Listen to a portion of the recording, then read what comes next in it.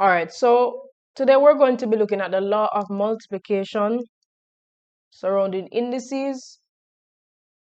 All right, so we're going to start off with a simple example just to show you how the law was derived, basically. So take, for example, I have a number 8,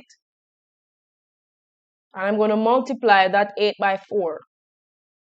All right, so if you look at this, you see that 8 times 4 is 32. Now what I'm going to do is change the base of each of the value to a base of 2. All right, so I'm going to change 8 to a base of 2, and that's going to be 2 to the third power, because 2 cubed is 8, times 2 to a power of 2, because 2 squared is 4. I'm going to also change the base of 32. All right, so 2 raised to the power of 5 is equal to 32. As you can see here, we have similar bases. So we have 2 and 2 as the base. Remember, we said that the big number, the number at the bottom, would be called the base. All right, so here we are multiplying values that have the same bases. So what we do is copy the base and add the exponents. As you can see, what you'd have done here is copy the base, so you put back 2, and you have 3 plus 2, which is 5. So generally speaking, under the law of multiplication, when multiplying quantities with the same base, all we have to do is keep the base, or you copy the base, and add the indices. Let's look at one quick example. All right, so example 1, we have 4 squared times 4 to the first power, or just 4. All right, so without applying the law of multiplication, we can see that that's 4 times 4, which is 4 squared, and 4 to the first power would just be 4. All right, and that's going to be 16 times 4, which is equal to 64. All right, which is the same thing as 4 to the third power. We could have observed that from the first line, because we have 4 times 4 times 4, which is the same thing as 4 cubed. However, if we're supposed to apply the law of multiplication, we have 4 squared times 4 to the first power. What we're going to do here is copy the base. So the bases are the same, and the operation is multiplication. Those criteria have to stand. All right, so the bases have to be the same, and the operation has to be multiplication. If that's not there, if those are not there, the law cannot be applied.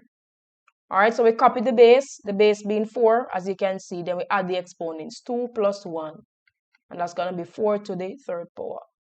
Okay, so the law of multiplication creates a shortcut for us there. Example number 2, we're going to use the law of multiplication again. We have 5 to the 4th power times 5 to the negative 7th power. We check if the bases are the same. And we check number 2, if the operation is multiplication. Those are the two things we check for.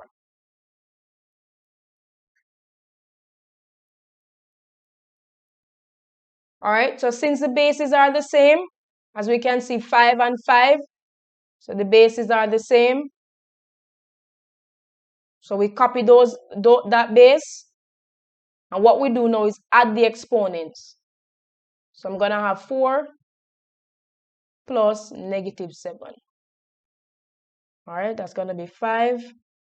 4 minus 7, that's going to be 5 to the negative 3. Remember that the bigger number has a negative sign, so the result will be negative. Okay, one more example. Remember we said that the base can be a variable. So in this case, the base is a variable. So we have y to the negative 3 times y to the minus 6. Remember again, we check if the bases are the same. If the bases are different, we can't apply the law. Yes, we can still evaluate it, but not using the law of multiplication. And we must check if the operation is multiplication.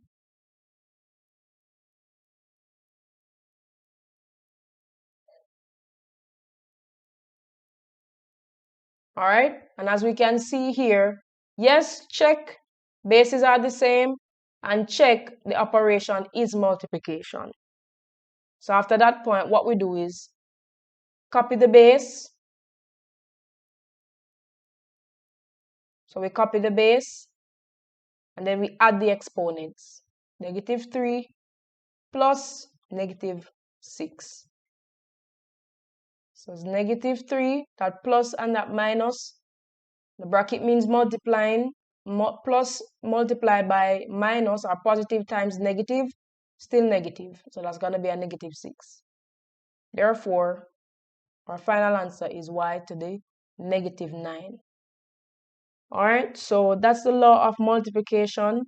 In essence, we will then look at situations where the bases are different. What will we do in those situations when the bases are different? Or when the sign is not multiplication but addition, or for example subtraction or even division. All right, so in our next video, that's what we'll look at before we move on to the other laws. Thank you very much for joining. It's been a pleasure serving you. Hope to see you in the next video. Bye bye.